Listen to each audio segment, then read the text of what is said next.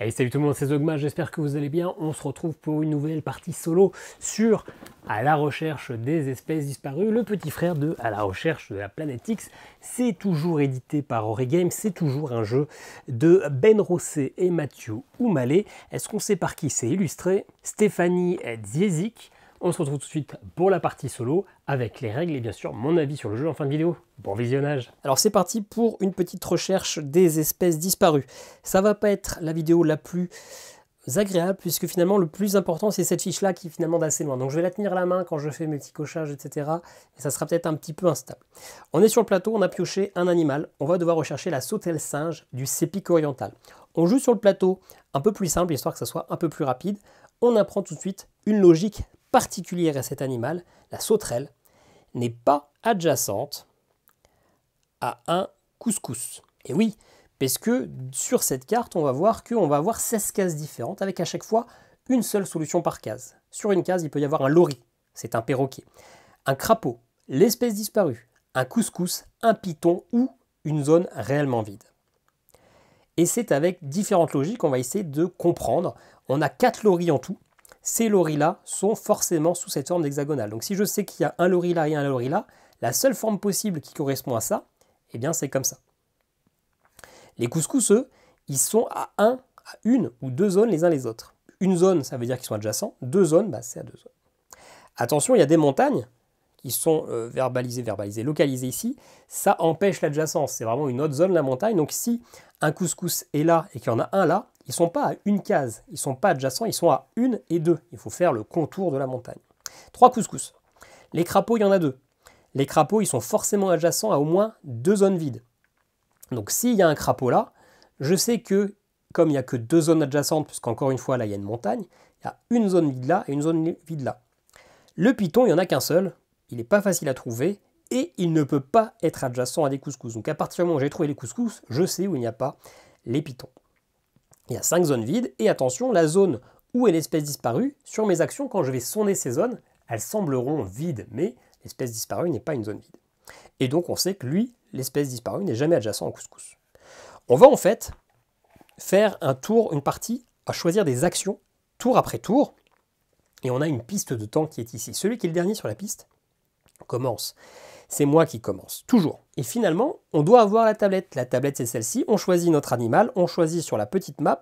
Ça nous donne un code. Si jamais on se perd que la partie plante, on peut aller récupérer le code pour reprendre notre partie avec les solutions. Hop. Je dis que moi j'ai l'orientation sud pour que j'ai sur la tablette la même proposition et on choisit notre niveau. Moi je joue en expérimenté. Je n'aurai que 4 informations de départ qui sont ici, qu'on va répéter, qu'on va remettre sur la fiche. Moi je les mets en rouge, puisque du coup je sais que celles-ci sont vraies, que je n'ai pas pu me tromper dans l'interprétation. J'apprends sur la petite tablette que vous voyez plus qu'en 8, il n'y a pas de crapaud. J'apprends qu'en 10, il n'y a pas de lori. J'apprends qu'en 12, il n'y a pas de python. Et j'apprends qu'en 13, il n'y a pas de couscous. Hop, le stylo rouge, je peux le cacher. Ensuite, j'apprends qu'il va y avoir tous ces sujets de recherche que je vais noter sur ma fiche. Ça sera quand on ira explorer les villages. Donc attention, il y a des petites habitudes à prendre pour l'écriture. Fort pour forêt, col pour colline, LO pour lori, PY pour python. Ça va vous sembler peut-être un peu obscur, mais en jouant à force, vous comprendrez. Et enfin, vous choisissez la couleur. Moi, je suis rouge. Ça me dit que je vais avoir un token qui va débuter sur la case numéro 7. Je choisis Tiny. Tiny, ça va dire que, il faut vérifier qu'il est bien au bon endroit, il commence, je suis sur la case numéro 3. Et donc, vous voyez les actions, il y en a 5 possibles. Chaque action va prendre plus ou moins de temps, donc je vais avancer sur la piste. Et comme je vous l'ai dit, c'est toujours le dernier sur la piste qui joue la prochaine action, donc des fois, on peut enchaîner plusieurs actions. On va commencer par les plus longues. Localiser l'espèce disparue, on la fera qu'une fois. Normalement, c'est quand on sera sûr. Pour trouver l'espèce, il faut dire à tel endroit il y a l'espèce, et il faut dire ce qu'il y a sur 2 cases adjacentes. Piège photo, on peut le faire qu'une fois de temps en temps. On déplace notre petit meeple de 3 cases et on place ce jeton-là. C'est 4 temps. Par contre, on sait précisément ce qu'il y a sur la case. Sauf l'animal disparu, mais on sait l'animal aussi, c'est un espace qui semble vide. Enquêter à pied, ça prend aussi du temps. 3 temps. Mais on peut se déplacer que jusqu'à 3 cases et on demande qu'est-ce qu'il y a sur cette case. Enfin, combien il y a de crapauds, combien il y a de loris. Ça nous donne une information assez précise. On peut même s'arrêter que sur une seule case, mais ça nous fait perdre beaucoup de temps. Contrairement au bateau, qui va être l'action la plus fréquente, c'est que 2 temps.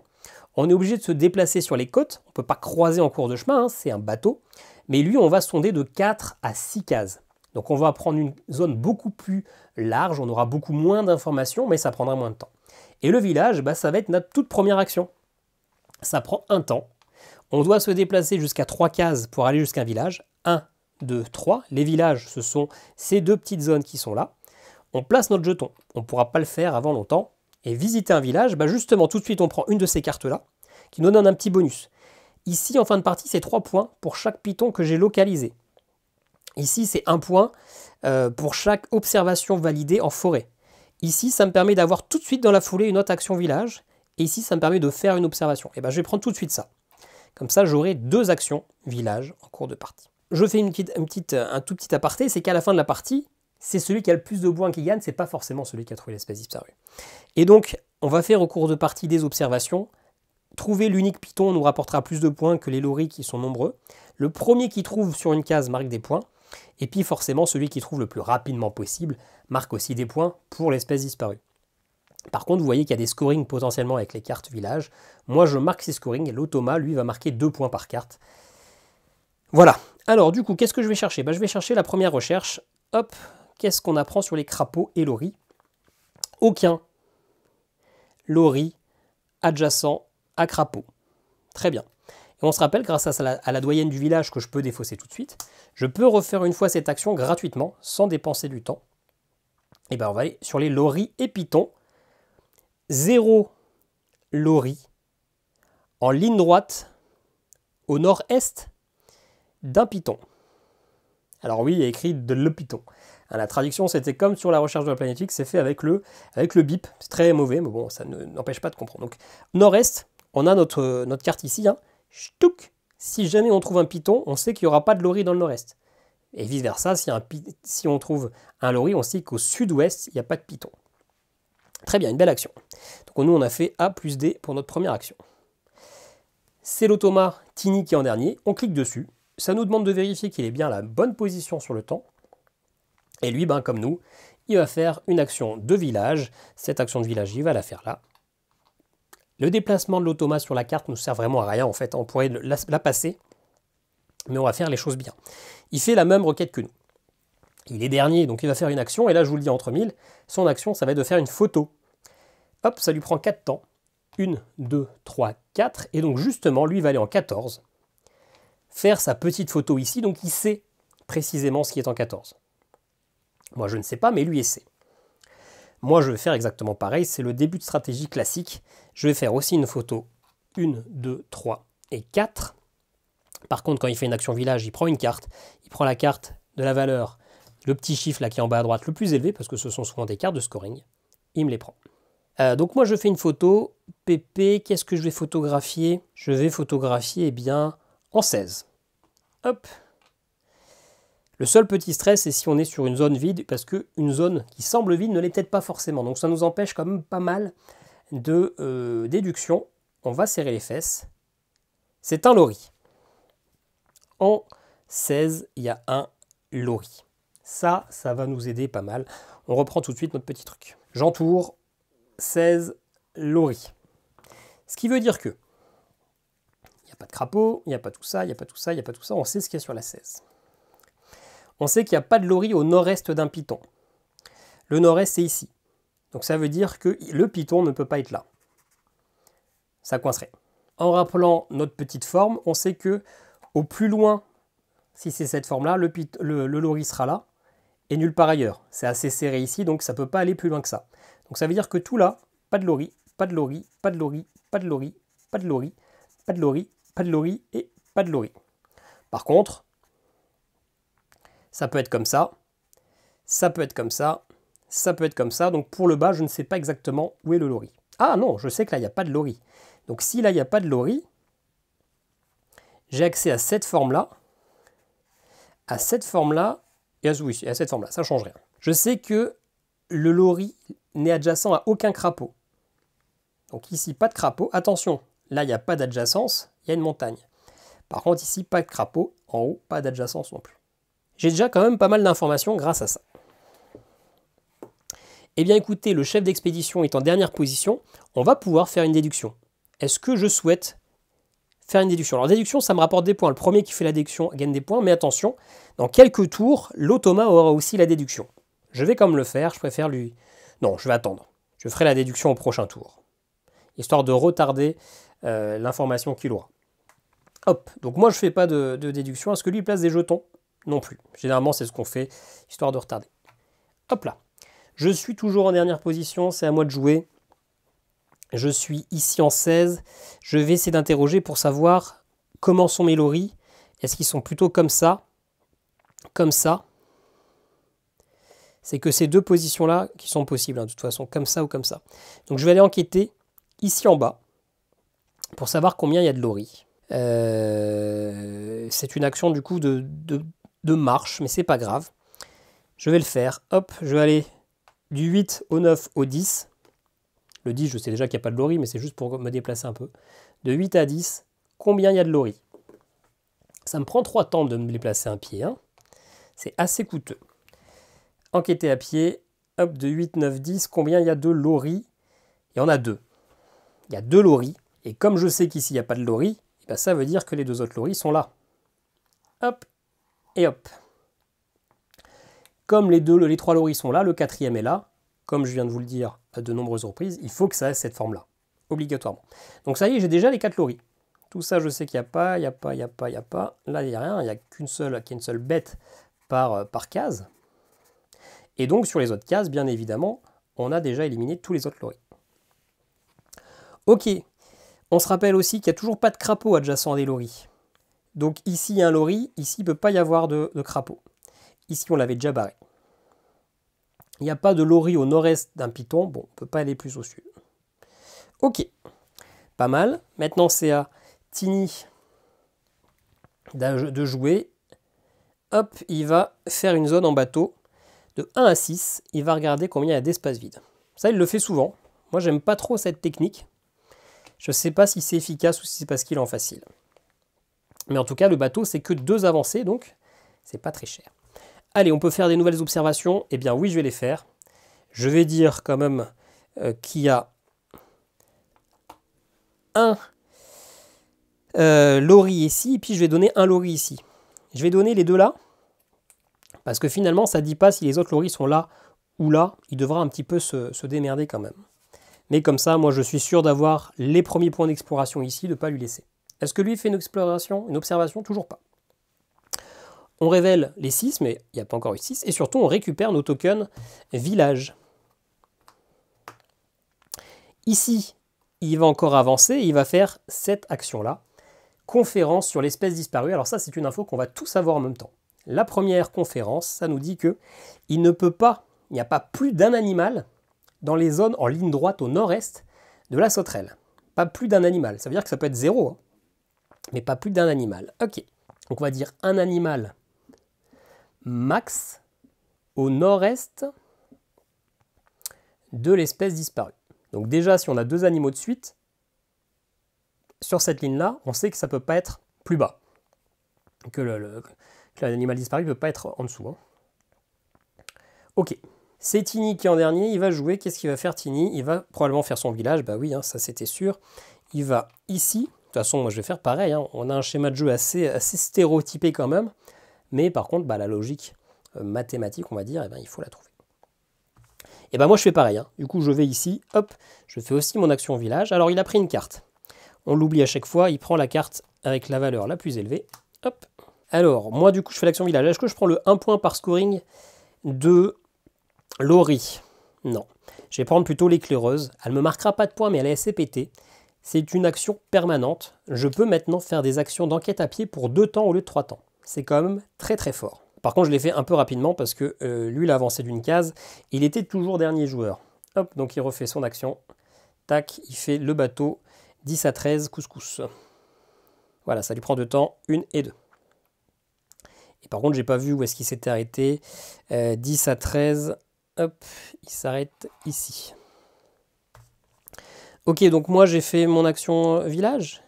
Ah oui, non, mais c'était pas à lui de jouer, en fait, c'était à moi. Je suis arrivé après lui sur la case. Ouais, bon, je sais pas, bref. Non, je pense que c'est à moi de jouer, mais ça change pas grand-chose. Parce que de toute façon, il n'y a pas de déplacement avec ça.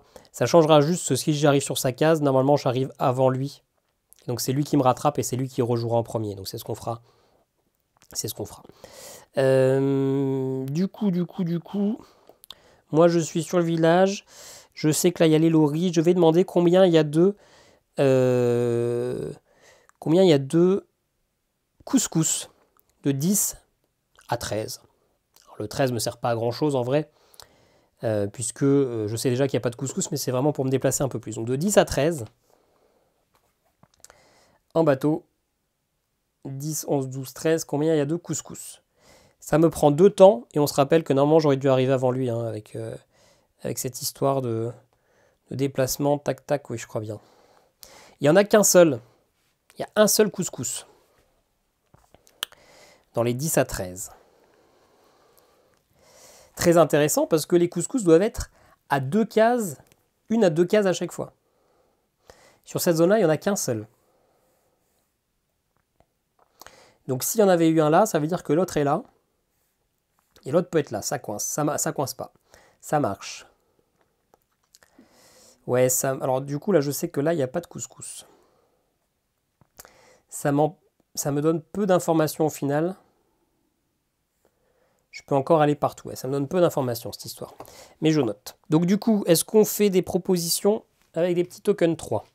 Eh bien oui, je vais aller proposer moi mes 2 autres Lori, comme ça c'est fait. Et lui, est-ce qu'il fait des propositions? Il joue en 11. Donc lui, quand il fait une proposition, il a toujours raison. Il révélera tôt ou tard, pour l'instant il met un token aléatoire, mais il a toujours raison. Et donc ça me donne aussi une information. Ça me donne une information qui n'a pas l'espèce disparue, parce qu'on ne peut pas le faire avec ces tokens-là, et que ce n'est pas non plus un espace vide. Je sais qu'il y a vraiment un animal ici. Ça me donne quelques petites infos. Et on va révéler eh bien, les numéros 1, en numéro 1, on n'a rien joué pour l'instant. Ok, allez, à lui de jouer. Il fait sur la zone 6-7. Et on regarde les couscous. 6-7, 6-7. Donc il était placé là en fait. Ouais, je l'ai mal... Je sais pas ce que j'ai fait, mais je l'ai mal positionné tout à l'heure, mais c'est pas très grave. Donc il sait qu'il y a des couscous et lui il a avancé de 3 temps. 1, 2 et 3. Ok. Bah moi je vais aussi avoir envie d'avoir un peu plus d'infos. Je vais faire les couscous aussi, mais uniquement sur 5 et 6. Quoique. Je sais qu'il y a là... Non, je vais faire un... Je vais aller faire un tour de bateau comme ça là. Ouais, je vais aller faire un tour de bateau vers le haut. 14 et de 1 à 3. Je vais demander combien il y a de couscous. Ça me fait avancer que de 2. Je suis toujours en avance sur lui. 14, 1, 2 et 3. Combien il y a de couscous? Il y en a 0. Ça, c'est une belle info. 0, c'est toujours très intéressant. Donc là, il n'y a pas de couscous. Là, il n'y a pas de couscous. Là, il n'y a pas de couscous. Là, il n'y a pas de couscous. Et on se rappelle que là-dedans, il y a un couscous. Entre 10 et 13. J'aurais dû aller jusqu'au 4 hein, quand même. J'avais peur d'être gourmand, mais j'aurais quand même dû. Ça m'aurait appris encore plus de choses. Ok? Et bien du coup, on récupère nos petits jetons village. Hop. Est-ce qu'on fait des propositions? Moi, j'ai rien d'autre à proposer, je connais que les loris. Est-ce que lui, il fait une proposition? Il va proposer en 6. Il attaque en 6. En 6, c'est ici. Donc moi, je sais qu'en 6, eh bien, il y a un animal. Probablement le couscous, mais j'en ai pas encore la certitude. On révèle les deux. Les deux, moi, j'ai mis qu'il y avait des loris en 16. J'ai bon. Confirmé ici. Et en 9, un lori. J'ai bon. Donc c'est bon, lui il a aussi récupéré l'information maintenant, mais surtout, je suis le premier à découvrir ce qu'il y a en 9 et en 16. Hop, j'entoure, ça fera un point pour chaque zone en fin de partie. Hop, et bah écoutez, je vais faire une action village, ça me fait avancer que d'une case, je serai toujours en premier. Je vais aller sur le village là-haut. Hop, je vais récupérer cette carte-là, expert en colline, qui me permettra une seule fois de faire une action photographiée, quand j'aurai récupéré le token à la fin de ce tour-là, pour 2 temps au lieu de 4 temps. C'est pas mal. Et donc, qu'est-ce que je vais demander comme question? Est-ce que je demande pour le couscous? Ouais, je vais poser une question sur le couscous. Le bon couscous boulet. D'ailleurs, j'ai mangé un couscous ce matin, ce midi plutôt. Vous en fichez, mais c'était l'information quand même exclusive. Sur les couscous, qu'est-ce qu'on apprend? Au moins un couscous adjacent à un village. Au moins un couscous adjacent à un village. Il y a un village là. Et moi, je sais que ici, j'en ai un. Sur toute cette zone-là, je sais que de 10 à 13, il y a un crapaud, un couscous. Et il y en a un qui est forcément adjacent au village, alors que là, je sais qu'il n'y a plus de couscous. Donc ça veut dire que sur toute cette zone-là, là, il n'y a pas de couscous. Là, on le savait déjà, c'était le départ. Donc il y a un couscous ici, et pas deux. Ça veut dire que les deux autres couscous, ils sont là.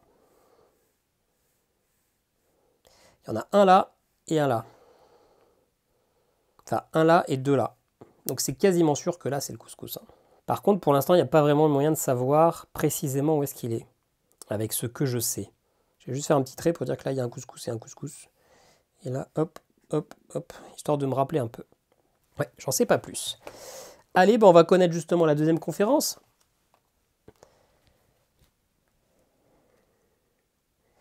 Alors, du coup, la sauterelle, au moins adjacente à un animal. Ça, c'est aussi intéressant. Au moins adjacente à un animal. Ça veut dire que si on le coince dans une zone et qu'il semble y avoir des zones vides autour, ça colle pas.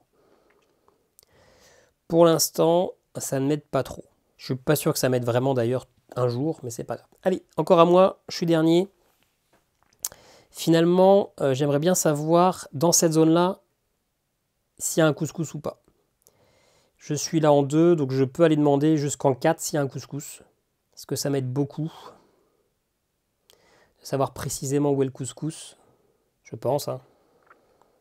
Je pense. Ouais, je suis pas sûr que ça m'aide. Ça m'aide pas des masses en fait, je pense. Peut-être que je vais plutôt demander combien il y a de crapauds dans cette zone-là. Là. De 12, 14 et 1. De 12 à 14 et 1, combien il y a de crapauds? 1, 2, 3, 4.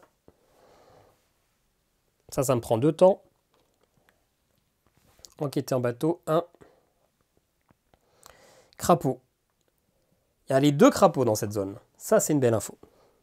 Je répète ça toutes les 2 secondes. Soit c'est pas une belle info, soit c'est une belle info. Donc s'il y a les 2 crapauds dans cette zone, de 1 à 14, ça veut dire que là, il n'y a pas de crapaud. Là, il n'y a pas de crapaud. Là, il n'y a pas de crapaud. Là, il n'y a pas de crapaud. Là, il n'y a pas de crapaud. Là, il n'y a pas de crapaud. Ça, c'est bien. Chaque crapaud doit être adjacent à 2 zones vides. C'est relativement faisable. Ok. On ne sait rien de plus pour l'instant. Il faudra peut-être aller poser la question sur les crapauds directement. Ah si, aller chercher précisément le crapaud, c'est intéressant parce que je sais que l'animal n'est pas adjacent à un crapaud quand même. Ok. Allez, c'est à lui, c'est à Tini. Il est en dernier. Qu'est-ce qu'il fait? Il est bien placé, ouais. Il avance que d'une case pour aller ici faire son action village. Il prend du coup une carte. Hop, sa troisième. Et il va aller poser la question sur les loris et les pitons. Ok. Maintenant, on va récupérer nos tokens de photos. On pourra refaire une photo. Et moi, je pourrais faire une photo même que pour 2 temps. Je ne l'ai pas utilisé cette action, je crois pas. Ou c'était l'action du tout début? Si c'était l'action du tout début, j'avais fait ma photo là. Hop, donc je défausse. Alors Tini, il fait sa photo? Ouais, il fait sa photo. Généralement, on la fait tout de suite pour se débloquer rapidement. 1, 2, 3 et 4. Donc il sait ce qu'il y a en 10. Très bien. Bah, moi, pareil, je vais aller faire une photo. Hop. Alors non, déjà, avant de faire la photo, est-ce qu'on propose des choses avec le token? Comme ça, moi, qu'est-ce que je sais de plus? Eh ben, je sais toujours rien de plus, en fait. J'ai aucun animal. Et non. Et lui, il fait pas non plus. Il fait pas non plus. On est peureux. Par contre, on va révéler les 3. Alors, les 3, ici.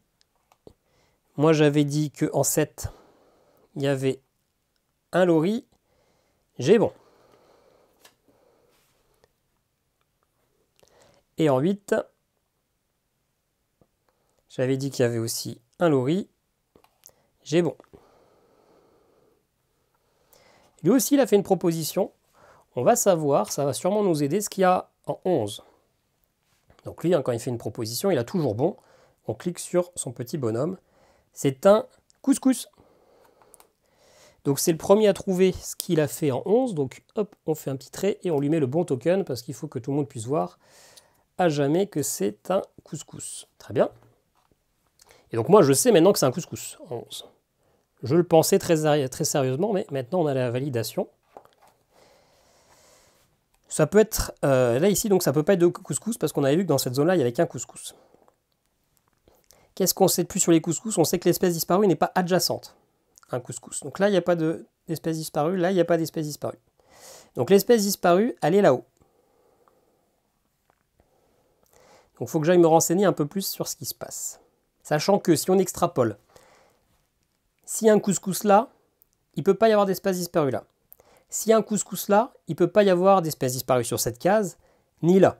Si le dernier couscous est là, il ne peut pas y avoir d'espèce disparue là ou là. Donc on sait qu'en fait, ici, il n'y a jamais d'espèce disparue. Il peut y en avoir une là. Très bien, ok. Et ben moi, je vais aller faire ma photo aussi. 1, 2, 3, 4, du coup, oui, on va la faire. Hop, la petite photo. Où est-ce que je la fais alors? Est-ce que je vais la faire en 13? Ouais, on va grimper petit à petit. Allez, je fais une photo en 13. Photo en 13. Tac, tac. Un crapaud. Parfait, un crapaud en 13. Donc, hop, on barre tout ça. On sait que le crapaud, il est au moins adjacent à 2 zones vides. Ce qui peut être envisageable ici. Il y a une zone vide là potentiellement. Là, potentiellement là s'il n'y a pas de couscous. Et ça peut être là. Ok. Qu'est-ce qu'on sait par rapport aux crapauds qui ne sont pas adjacents au lori? Ok, ok. On sait que le python ne peut pas être adjacent aussi à un couscous. Donc ça va être un peu la même logique. S'il y a un couscous là, il ne peut pas y avoir de python là. S'il y a un couscous là, il n'y a pas de python et il n'y en a pas un là. Et s'il n'y en a pas un là, il n'y en a pas là. Donc il n'y a jamais de python ici. Là, il y a un couscous. Donc il n'y a jamais de python ici et il n'y a jamais de python ici.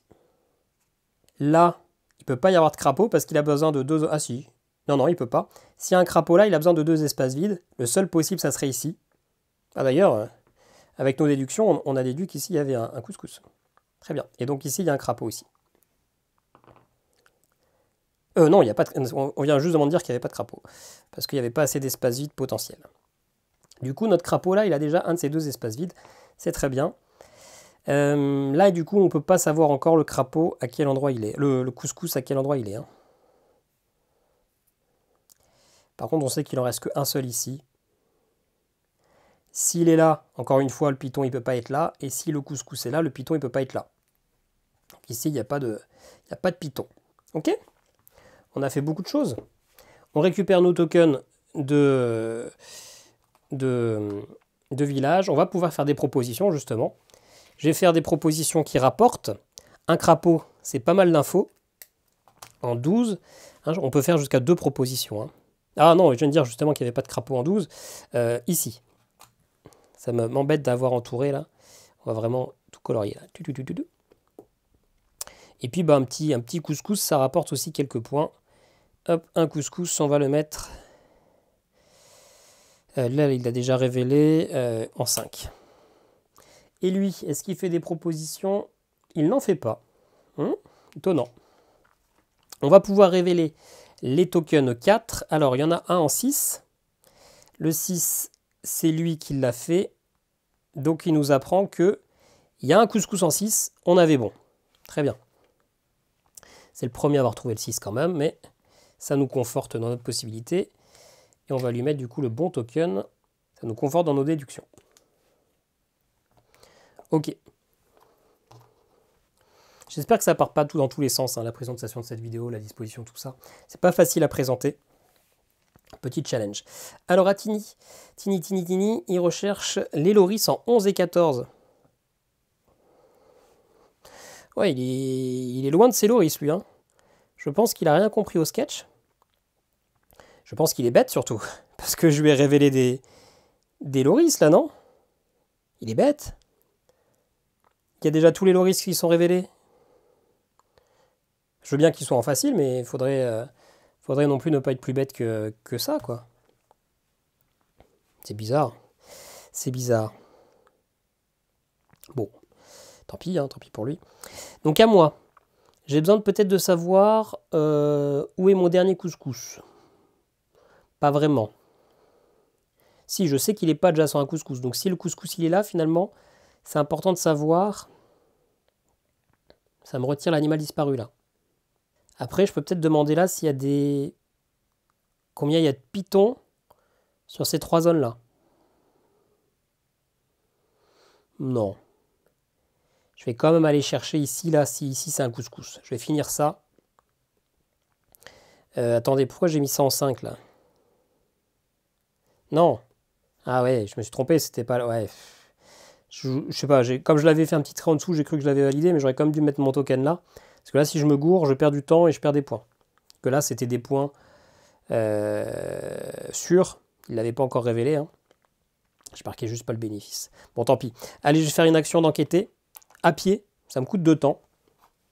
Juste pour une case. Mais comme ça, je valide ou pas s'il y a des couscous.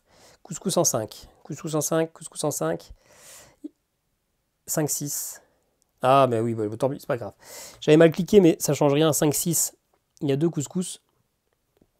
Il faut faire attention avec les clics. Donc ça veut dire bien que là, ici, on a notre dernier couscous. Et donc ici, il n'y a pas de couscous. Ce qui veut dire que là, c'est un ensemble vide. Puisque l'animal ne peut pas, recharge disparu, ne peut pas être adjacent à un couscous. Ce qui veut dire aussi que notre crapaud là, qui est adjacent à ce couscous et à une zone vide, il a besoin de sa deuxième zone vide. Donc ici, c'est une zone vide, c'est sûr et certain.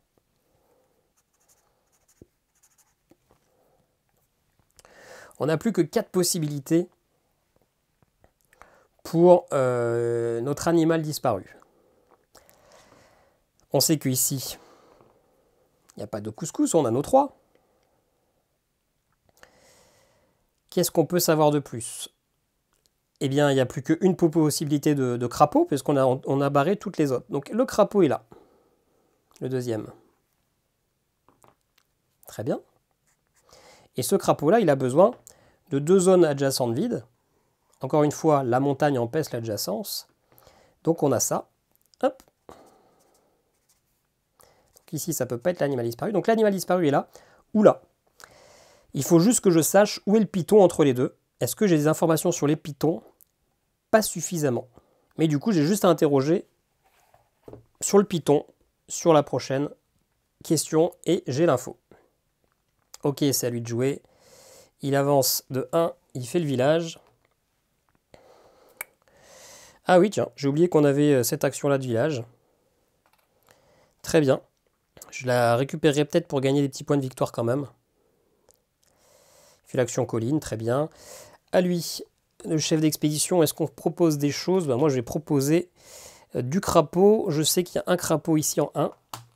Je sais qu'il y a un crapaud en 13, je l'ai déjà dit. Il me reste du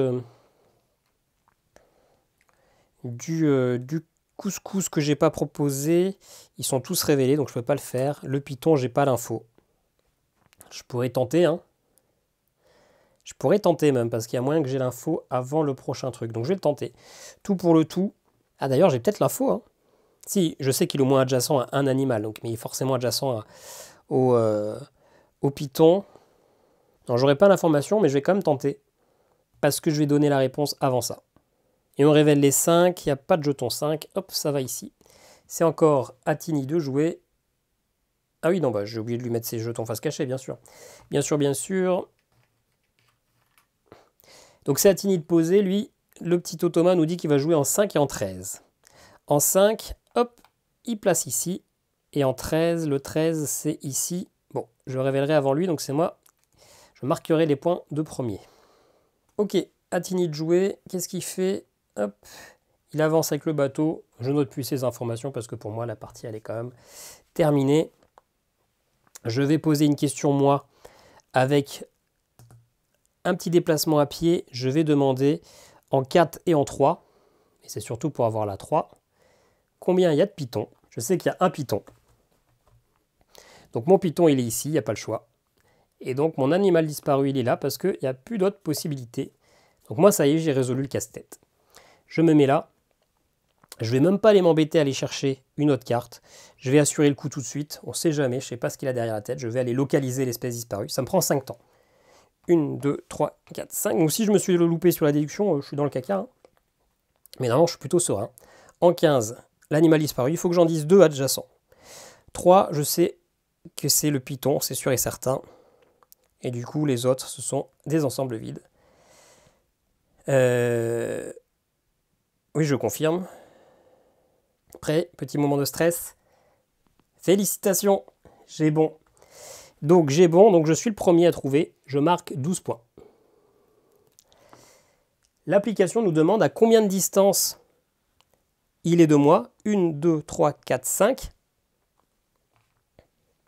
Donc généralement, quand il est à 5, il va faire une proposition pour trouver aussi l'animal. Tini a également trouvé l'espèce disparue, elle marque 12 points. Elle a trouvé en même temps que moi, elle avait les informations, donc j'ai bien fait de jouer maintenant, pas attendre un tour de plus. Elle marque également 12 points. Donc autant où finalement je vous disais que les points ça servait à rien, mais là comme on trouve en même temps, je trouve ça intéressant. Donc on va pouvoir appuyer sur la tablette, tout révéler. Et finalement on va compter nos points. Alors tout ça on a révélé. Là ça va être moi qui vais marquer en premier les scorings de ça, si j'ai bon. Je laisse quand même de côté au cas où, mais normalement j'ai bon. En 5, moi j'avais dit que c'était un caméléon. Donc le 5, je suis le premier à marquer. Lui, il aura bon aussi, hein, mais il ne marquera pas le petit bonus. Et en 13, un crapaud. J'avais bon aussi. En 1, j'avais dit que c'était un crapaud. Parfait, c'est moi le premier. Et en 4, j'avais dit que... En 3, pardon, que c'était un python. Je serai le premier. Finalement, c'est moi qui ai marqué quasiment tous les points de première recherche. Et c'est ça qui va faire que, clairement, j'ai gagné la partie alors que j'ai mélangé tous les petits tokens comme un gros sale. Bon, bah justement, les scorings. Combien de fois j'ai découvert en premier? Bah c'est les petits ronds. 1, 2, 3, 4, 5, 6, 7, 8. Combien de fois il a trouvé en premier? Ce sont les petits traits, juste 2. Combien de fois j'ai bien trouvé un petit oiseau? Et bah j'ai les 4. Les 4, les oiseaux c'est 2 points, ça fait 8, lui il n'y en a pas. Les couscous c'est 3 points. Lui il a trouvé, moi j'en ai trouvé qu'un seul, enfin je les ai tous trouvés, mais j'en ai observé officiellement qu'un seul, 3 points. Lui, il a les 3. 9 points. Crapaud, il a bon, j'ai les 2, celui-là, il l'a pas. Donc moi, j'ai les 8 points de crapaud, parce que c'est 4 points par crapaud, et lui, il marque 4. Le python, je suis le seul, 5 à 0. Mes points de carte. Moi, j'ai aucune carte qui me rapporte des points. Par contre, lui, pour toutes les cartes qu'il prend de village, c'est 2 points. Donc il a marqué 6 points. J'ai même dû oublier de lui donner la dernière parce qu'il a fait une action village juste avant. Donc en fait, il marquait 8 points. Il avait bien pris 4 cartes. J'ai juste oublié de lui donner. Et on va pouvoir faire le total, mais clairement, j'ai gagné. Lui, là, 11, 15, 27 plus 8, 35 points. J'ai peut-être pas si gagné que ça. Hein. Et moi, oui, si, j'ai gagné. 8, 16, 19, 27, 32, 44 points. Donc j'ai gagné 44 points à 35 en difficulté expérimentée pour mon plateau, mais un automa non pas en difficile mais en facile. Histoire que la partie soit pas trop longue mais pas trop courte non plus. On se retrouve tout de suite pour mon avis sur le jeu. Alors mon avis sur la recherche des espèces disparues sera assez rapide parce que finalement c'est assez simple à savoir ce qu'on en pense. Le jeu est excellent, il n'y a aucun moyen d'en douter. Si on aime les jeux de déduction logiques, alors ils sont tous logiques, mais ce qui est bien c'est qu'il n'y a pas besoin de faire 15 000 calculs, il n'y a pas besoin de se creuser tellement la tête, c'est vraiment un peu à la manière d'un sudoku. Et bien si vous avez barré ici, vous savez qu'il reste les autres possibilités, qu'autour ça ne peut pas être la même possibilité, etc. Et ça moi c'est le genre de jeu de logique que j'aime bien. Il faut un petit temps d'adaptation. La première partie, vous allez vous faire rouler dessus, vous n'allez rien comprendre. Il faut le temps d'approprier la logique, de comprendre les actions, même si c'est pas très compliqué. Mais voilà, il faut un petit temps d'adaptation. Une fois que c'est lancé, c'est lancé. Si vous n'aimez pas les jeux de logique, vous n'aimerez pas celui-là. Si vous aimez les jeux de logique, vous aimerez celui-là. Le principal, la chose la plus importante, c'est finalement, est-ce que ça vaut le coup de l'acheter si vous avez à la recherche de la Planète X? Parce qu'il faut savoir finalement que le jeu est quasi identique, c'est-à-dire que les actions sont les mêmes, les règles logiques sont les mêmes. On a changé les noms, ce sont plus, je crois que c'était les comètes, les météores qui étaient tout seuls où il fallait qu'ils aient 2 espaces vides à côté, maintenant ce sont les crapauds. Bref, ce sont exactement les mêmes règles logiques, ce qui fait que le jeu n'a pas dû être très dur à développer. Hein. Ils ont cliqué sur leur ordinateur, ont allez, on lance le logiciel, on crée une nouvelle session de, je sais pas, 1000 parties différentes avec le même algorithme. Donc finalement, c'est un jeu qui est très fainéant. Très fainéant, mais finalement, je préfère celui-ci au précédent. Pourquoi ? Parce que déjà, j'aime un peu plus l'univers.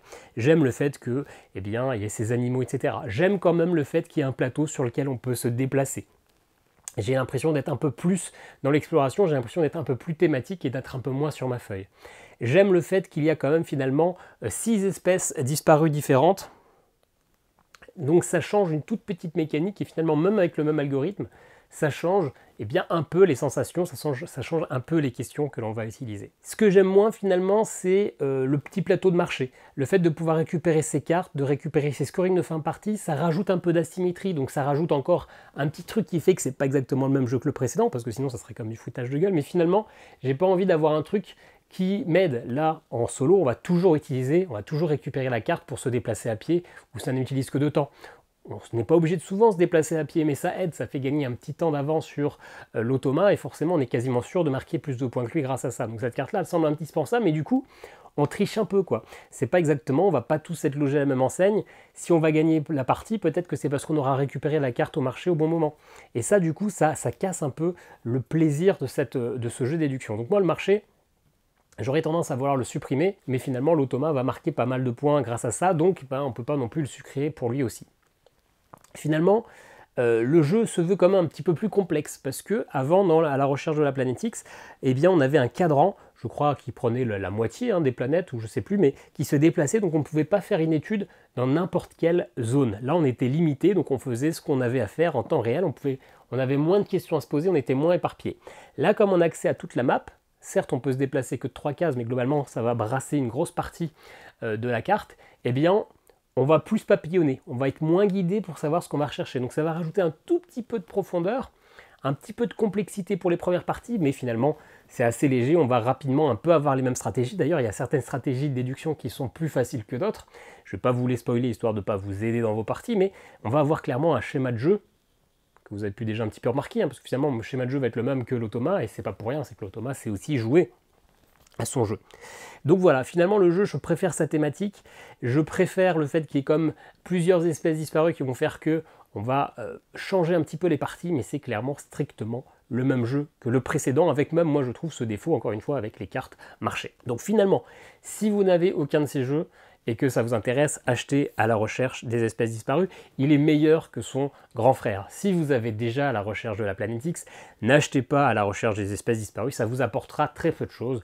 C'est impossible que vous ayez terminé toutes les propositions de jeu du premier jeu, et même si c'est le cas, eh bien vous avez oublié quelles étaient les premières propositions. Donc avoir les deux dans la même collection, finalement, ça n'a pas d'intérêt. Si vous en avez acheté, au bien achetez celui-là, sinon gardez l'autre chez vous, il fera très bien l'affaire.